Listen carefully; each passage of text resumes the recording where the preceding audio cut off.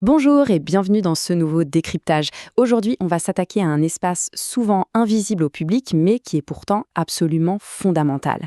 On va pousser les portes de ce qu'on pourrait vraiment appeler la salle des machines, la réserve d'un magasin. C'est littéralement le moteur silencieux qui fait tourner n'importe quel commerce de détail. Sans elle, eh bien, rien ne fonctionne. On s'est tous déjà posé cette question devant la fameuse porte battante au fond du magasin, non? Qu'est-ce qui s'y passe vraiment? L'enjeu derrière ces portes est colossal. Parce qu'une réserve chaotique, c'est la garantie d'un magasin qui plante. Des rayons vides, des équipes hyper stressées qui perdent un temps fou et au final, des clients mécontents. C'est exactement pour ça qu'on va décortiquer aujourd'hui ce véritable manuel de survie des opérations derrière boutique. Alors pour transformer ce potentiel chaos en une machine redoutablement efficace, voici notre plan de match. 1. Le but de la réserve. 2. Les outils du métier. 3. L'art de l'organisation. 4. Sécurité et propreté. 5. Prévenir la démarque. Et 6. Maîtriser la rotation des produits. C'est parti! Section 1. Le but de la réserve. Le véritable cœur du magasin. On commence par définir la mission réelle de cet espace, bien au-delà du simple placard à carton. En fait, l'objectif numéro 1 de la réserve, c'est de faire gagner un temps précieux et d'économiser de l'argent. Une réserve bien carrée, ça fluidifie à l'extrême le quotidien des équipes. Chaque minute qu'on ne perd pas à chercher un article en arrière-boutique, c'est une minute de plus passée à conseiller un client. Et ça réduit massivement les coûts opérationnels. On passe à la section 2, les outils du métier. Racks, palettes et bacs. Regardons de plus près les équipements physiques qui font tenir cette salle des machines.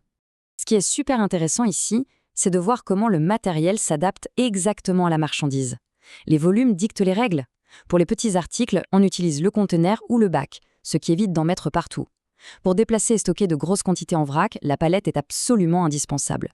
Et pour maximiser l'espace en hauteur tout en gardant une accessibilité au top, rien de tel que le rack, ces immenses étagères industrielles. C'est un vrai puzzle en 3D. Et ça nous amène à un concept fondamental, l'adressage. Imaginez ça exactement comme les rues et les numéros d'une ville. Chaque article possède une adresse fixe et unique. Grâce à ça, c'est fini le temps perdu à errer dans les allées pour trouver une pointure spécifique. L'article est à son adresse, un point c'est tout. Section 3. L'art de l'organisation, cartographier l'espace. Voyons comment cette logique s'applique à l'échelle du plan d'un grand magasin. Si on observe le plan d'une réserve comme celle de ce magasin Gémeaux, on voit tout de suite que l'espace n'est pas rempli au hasard. C'est découpé en zones hyper distinctes selon les produits. Les articles qui se vendent le plus sont placés de façon très stratégique juste à côté des portes du magasin. C'est de la pure logique. Minimiser la distance de marche pour les employés, c'est maximiser l'efficacité. Et quand une livraison massive débarque, on suit un entonnoir implacable. On ne range jamais en vrac. Tout est décomposé en catégories super fines et faciles à chercher. D'abord, on sépare la famille de produits, par exemple les chaussures pour hommes. Ensuite, on trie par marque, disons Adidas, puis par modèle, et tout à la fin, par pointure. Et là, on voit brillamment cet adressage en action. Les modèles Adidas et Reebok sont méthodiquement triés par taille. Petite anecdote fascinante au passage, pour les baskets de marque très demandées, on ne garde souvent que le pied droit en réserve, ce qu'on appelle le contre-pied. La boîte et le pied gauche sont déjà en rayon.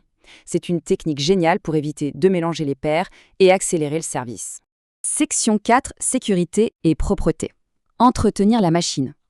Forcément, un moteur a besoin d'huile propre pour fonctionner et une réserve exige des normes d'hygiène et de sécurité ultra strictes. Le contraste entre ces deux situations est frappant, non? D'un côté, un panier complètement chaotique qui devient un véritable danger sur le passage. De l'autre, des racks parfaitement ordonnés. Un environnement encombré crée des risques d'accidents évidents, alors qu'un espace nickel garantit des conditions de travail saines et une excellente conservation de la marchandise. Pour maintenir cette rigueur, le Code du travail impose une véritable liste de contrôles. Les issues de secours doivent toujours être dégagées, zéro exception. Les cartons doivent être pliés avant d'aller dans les bacs, le papier et le plastique séparés, les poubelles vidées et bien sûr, interdiction formelle de fumer. Chaque employé doit connaître ces règles sur le bout des doigts. D'ailleurs, en parlant de tri, faisons une petite mise au point indispensable sur les logos de recyclage. C'est une confusion énorme. Vous voyez le logo point vert avec les flèches entrelacées? Eh bien, il ne veut absolument pas dire que l'emballage est recyclable. Il signifie juste que l'entreprise paye une taxe pour le tri. Le vrai repère, c'est le triment, ce petit bonhomme avec les flèches. Lui seul indique que le déchet est réellement valorisable. C'est un détail crucial pour bien gérer les poubelles en réserve. Passons à la section 5. Prévenir la démarque, le tueur de rentabilité. C'est sans doute la plus grande menace pour les résultats financiers d'un magasin. Dans le milieu, on appelle ça le démarque.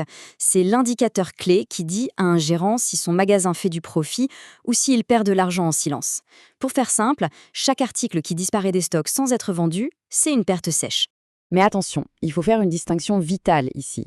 La démarque connue, c'est un accident documenté, comme un produit cassé. On sait ce qui s'est passé. Et puis il y a la démarque inconnue, les pertes non identifiées, essentiellement le vol. Ça, c'est un tueur silencieux de rentabilité qu'il faut combattre de façon très agressive. Et cette lutte, elle démarre en réserve. Avant même d'arriver en rayon, le personnel doit équiper les produits de dispositifs de sécurité. On parle des badges à clous sur les vêtements, des petites étiquettes RFID parfois invisibles ou encore des cadenas pour certains articles. Ces petits accessoires sont littéralement les gardiens du chiffre d'affaires. Enfin, section 6, maîtriser la rotation des produits ou comment lutter contre la montre. Explorons comment la salle des machines gère les articles qui ont une date de péremption. Dans l'alimentaire, cette pression s'appelle la DLC, la date limite de consommation. Prenez cet exemple d'une livraison de sandwichs frais avec une DLC au 1er mai. Surveiller cette date à la lettre, c'est la tâche la plus critique dans une réserve de produits frais. L'ignorer, c'est jeter de l'argent par les fenêtres et mettre en danger la santé des consommateurs. Faisons un petit test de logique. Quand une nouvelle livraison avec une date lointaine arrive et qu'il y a déjà des stocks plus anciens dans la chambre froide, à votre avis, quel carton doit se retrouver tout devant sur l'étagère? La réponse, c'est la méthode incontournable du premier entrée, premier sorti, le fameux PEPS, ou FIFO. C'est d'une logique absolue. Le stock le plus ancien, qui périme le plus vite, doit être positionné devant pour être vendu immédiatement. La nouveauté va derrière. C'est l'arme absolue pour éliminer le gaspillage. Et ça nous amène à une question assez fascinante pour conclure. Si on ouvrait en ce moment même les portes battantes de votre boutique préférée, est-ce que sa salle des machines passerait le test? La prochaine fois que vous ferez vos courses, repensez à toute cette organisation titanesque juste derrière le mur. Adressage, sécurité, rotation, tout ça tourne à plein régime dans l'ombre pour vous offrir une expérience d'achat parfaite. Merci d'avoir exploré ces coulisses avec nous et à très vite pour un nouveau décryptage.